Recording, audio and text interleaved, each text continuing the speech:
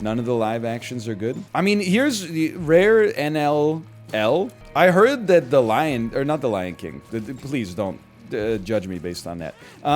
I heard that the Jungle Book was great. Lion King is not good. And Lion King is basically like a worse shot-for-shot remake. It has no reason to exist. Aladdin, I saw it in theaters because my wife wanted to see it. I recognize that people are very cynical about the Aladdin remake because Will Smith as a big blue genie is kind of humorous.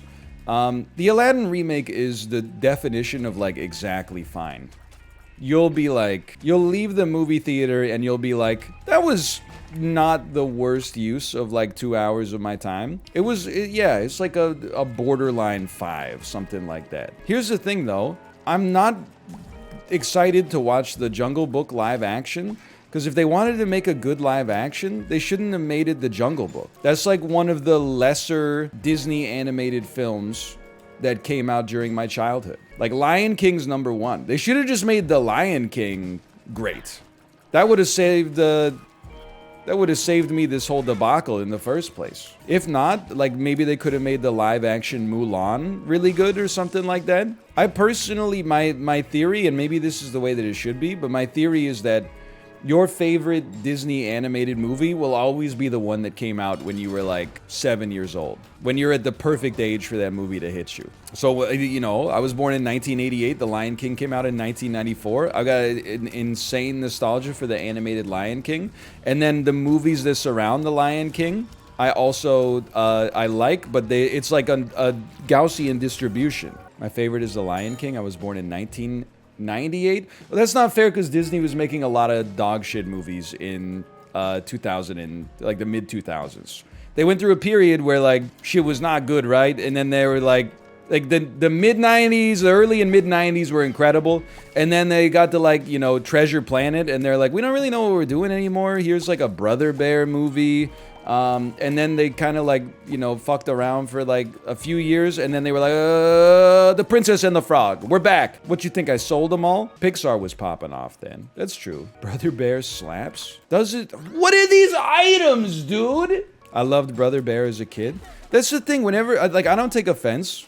Whenever people that are like, you know, 23 now are like, actually that children's movie that came out when I was 7 was awesome. It's not. And that's okay. There's a lot of shit that I watched when I was a kid that I thought was amazing. And then as an adult, if you ever get the chance to see it again, you realize it's for kids, which is fine. But, you know, expecting people that were like, you know, older than 8 to be interested in this thing if they were older than 8 when it came out is not reasonable. Best newer kids movie is The Incredibles. I mean, I'm kind of like I'm a bit of a slut for the Pixar movies. I have no interest in Lightyear just because it also hits my incredible distaste for nostalgia, where I just think it's like the cheapest way to get people interested in your property is like, hey, remember this shit that came out like 15 years ago? It's back. Remember how the human mind is unable to accurately evaluate the value of things that happened at a different age of our lives, and we're predisposed to always look at the past through rose-colored glasses and think that things were always better like exactly 15 years ago. Well, we got a new movie that's it's kind of in the same vein as that one that you liked, but worse. But anyway, like Inside Out, incredible movie. I love it. Finding Dory, not incredible. Not incredible. What's the other Pixar stuff? Turning Red. Turning Red was really good. Coco, don't tell my wife. I'm throwing her under the bus on this one. My wife, and you know, rare Kate L. My wife hates Coco for whatever reason. And every time she brings it up to other people, they're always like, what the heck, you hate Coco? That's like one of the most beloved Pixar movies ever. I'm in love with the Coco. So true. Onward's okay. It's Onward is like a 6.5. The Good Dinosaur is like a 3. They fucked it up. That one, something went wrong for sure. But we have entered an era for sure where like you know, there's like two Pixars, right? It's like when, before we realized that we had it backwards and we were like, hey, once every 2 movies, there's going to be like a real Star Wars movie. And then like in the odd years, there's going to be like a fake Star Wars movie, like Rogue One and Solo and stuff like that. Those aren't the ones you really want to pay attention to. You want to pay attention to the episode 7, the episode 8, the episode 9. It turns out we were wrong about that one. We should have had it the opposite. We should have said any Star Wars movie directed by J.J. Abrams deserves to be ignored, and you should pay attention to the ones that don't have as much to do with the main saga. But anyway, that's where we're at with Pixar, right? Like half of the new Pixar movies are like 7s, and then half of them are 9.99s. Soul, 9.99. Onward, 7. Coco, 9.99. Good Dinosaur, like a 2. You like Rian Johnson Star Wars? Yes.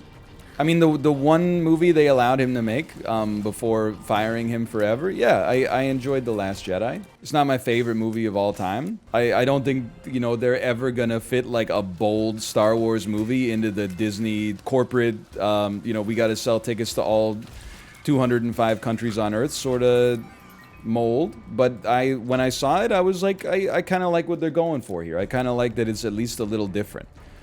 Turns out that was not the plurality take. I was surprised to find when I left the theater, and everyone was like, I fucking hate that. It's the worst shit I've ever seen. They didn't even have a single... Boba Fett doesn't even show up and say, it's Gulp Shido time. What the hell happened with Maz Kanata? They introduced that whole Maz Kanata thread in episode 7, and then they don't even have Maz Kanata in the new movie? I thought she was going to give Rey her Kyber crystal that was going to allow her to discover that her true parents were Luke Skywalker and Boba Fett.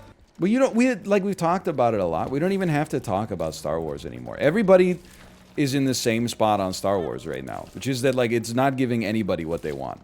This is not a joke. Like the only person I know who liked episode 9 is Dan. I think he gave it either a 9 or a 10, which is so funny. It's just a movie, like it's not that big of a deal, but it's insanely funny that he gave it a 9 or a 10. But I don't think anybody out there is like, you know, any adults at least they're thrilled with the current place of the place that Star Wars is in, which is fine. It's, you know, it's just a media franchise. It's okay. Normies still like it. I don't know, man. I feel like anytime, you know, I only hear about it like adjacent when I watch other streams and stuff like that, but nobody that I know has been like, or that I've heard from has been like, oh, Obi-Wan's been amazing. Mostly when I hear people that are watching Obi-Wan, they're like, I tolerate it. Yeah, I mean, I'll like watch it till it's over. I've been tolerating the show. It's been tolerable. I've heard that from my normie friends and family. Really? I don't know. Not me. I've been hearing a lot of positive stuff about Severance. People will not stop trying to get me to watch Ted Lasso.